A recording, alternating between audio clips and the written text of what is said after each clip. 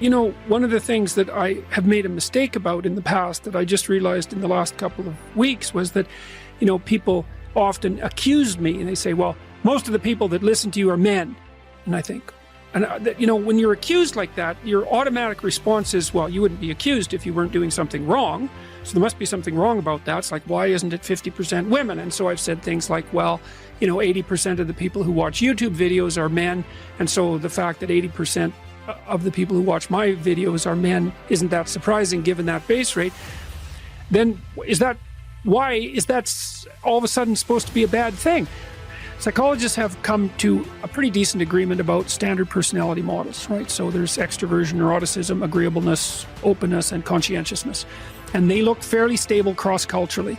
And that was all done by asking thousands of people hundreds and hundreds of questions and then grouping them statistically. So it was theoretical, basically. It took computational power and statistics to find out that these are how traits group. So extroverted people are sociable and happy, and neurotic people experience a fair bit of negative emotion. So that's the positive and negative emotion dimensions. Agreeable people are maternal, and disagreeable people are competitive, and there's a fair bit of male-female difference there. Conscientious people are dutiful and industrious and orderly, and the open people are creative. And so those are your basic 5 dimensions. Okay, so that's been established, and everyone more or less agrees on it. Now, maybe there's 7 dimensions, and we've got a questionnaire that breaks the 5 down into 10. That's called Understand Myself. But basically, there's good consensus on the 5. Okay, so now, as soon as you have the 5 basic traits, you can ask some questions like, well, do men and women differ?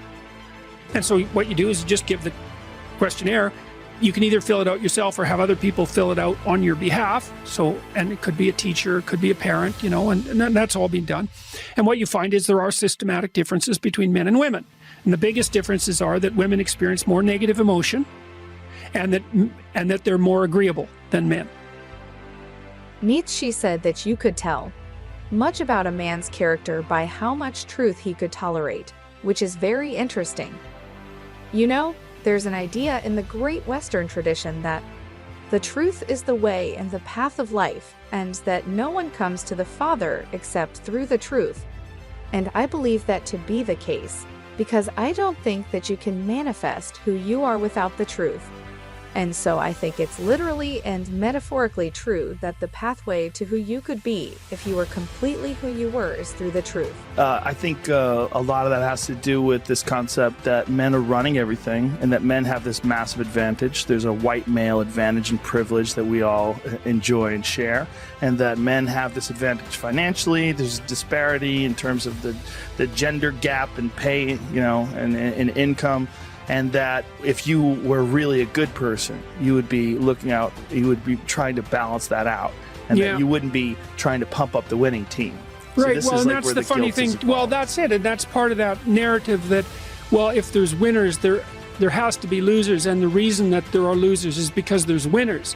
And that's complete bloody nonsense, because as far as I'm concerned, and I really believe this, is that every single person who sets out to put themselves together ethically is a net positive to everyone around them. There's no downside to that.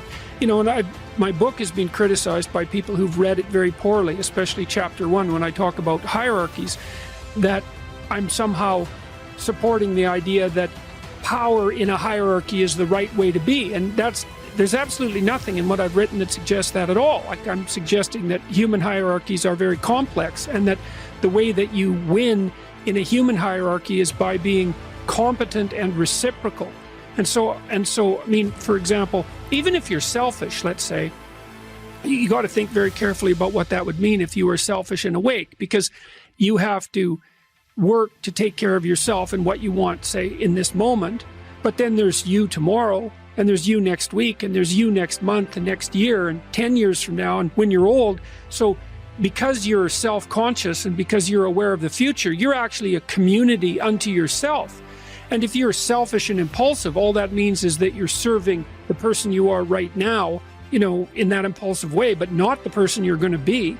Well, it's painful to understand how much of what you're doing isn't productive. So I'll give you an example. So I've done this a couple of times with classrooms full of students. Usually when I'm lecturing about career development, say, okay, how much time do you waste? So then I get the class to vote. How many of you waste 10 hours a day? It's like 10% of the kids will put up their hands.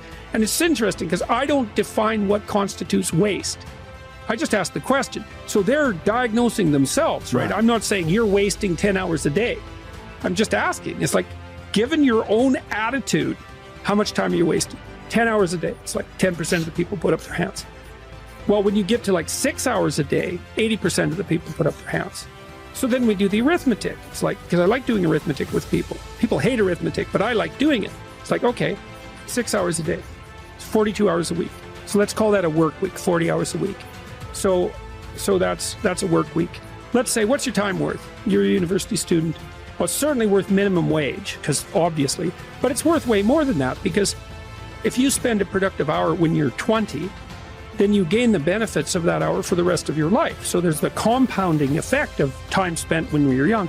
So I say, well, let's assume your time's worth $50 an hour, which I think is an underestimate, but whatever. Let's call it 50. We call it 25, but we'll call it 50. That's $2,000 a week you're wasting. It's $100,000 a year. It's like, how much better would your life be if you weren't wasting $100,000 a year? It's like, what is that over 40 years? $4 million. It's like, you're rich. You don't even know it. Quit wasting time. By your own definition.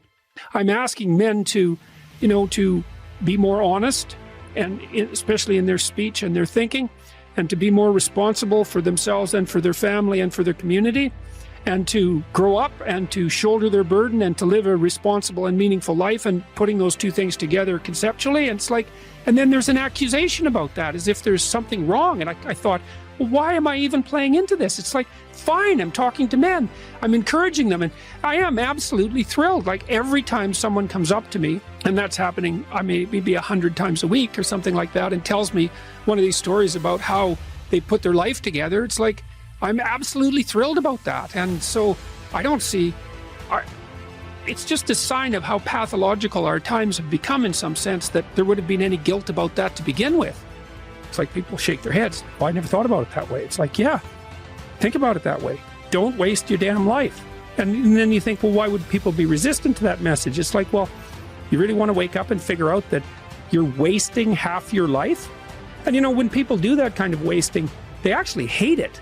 And I've had lots of people come to my clinical practice who were chronic procrastinators, and so they're watching YouTube videos, say, but not ones that are good for them, although sometimes they will do that, but just browsing in that kind of mindless way that you do when you're not paying attention and you're trying to kill time. And people doing that, they feel bad, they get depressed, they feel anxious, they can't get away from it, they feel kind of quasi-addicted. That's what they're saying about social media now. It's a huge issue with young kids. Absolutely. But there's this feeling of kind of internal rot and corruption that goes along with it. It's like, yeah, well, you're wasting your life. It's like, so it's painful. It's painful to recognize that. Then it's painful to think, oh my God, look how undisciplined I am. I don't know anything. I can't use a schedule. I can't stick to a calendar. I don't have any aims. I don't know anything about the world, right? And maybe there's a part of me that's bitter because I haven't got everything already. And I'd just like to say, to hell with it. That's the recognition of the Jungian shadow. It's like, that's what makes you vicious and untrustworthy. All of that. No one wants to look at that. And no bloody wonder.